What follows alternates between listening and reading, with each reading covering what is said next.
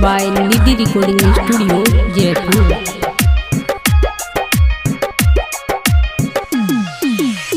पढ़ली न लिखली रहे खूबे मजबूरी, यही से करत बानी कहीं मजदूरी।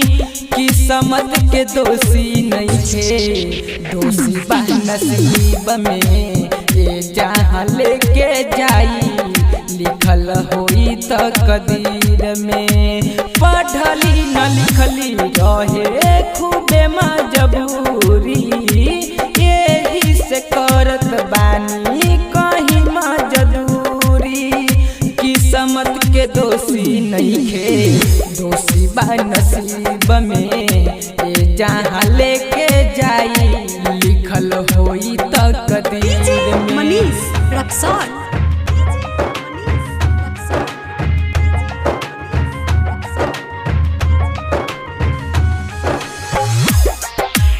Mixed by Nidhi Recording Studio, Jaipur. एक रुपया खाती करी खूब मेहनत, सोचली कि के करो से रखब न मतलब। एक रुपया खाती करी खूब मेहनत, सोचली कि के करो से रखब न मतलब।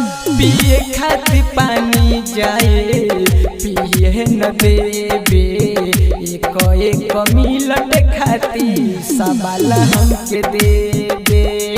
काहे खाती जन्म दिहलू हम निसन के गरीब में, किस्मत के दोषी नहीं खे, दोषी बा नसीब में। डीजे मनीष रक्सौल।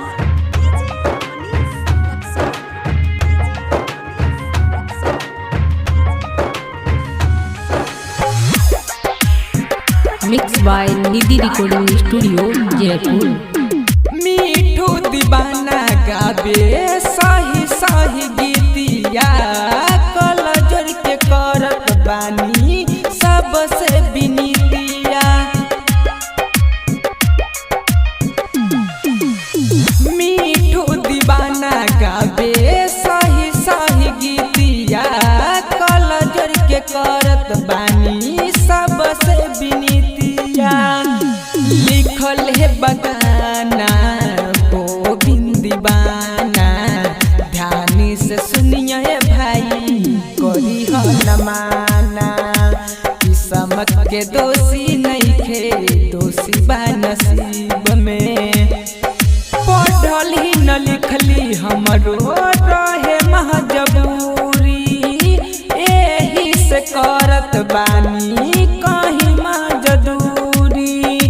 किस्मत के दोषी नहीं खे, दोषी बा नसीब में, ये जहाँ लेके जाई लिखल होई त कदीर में।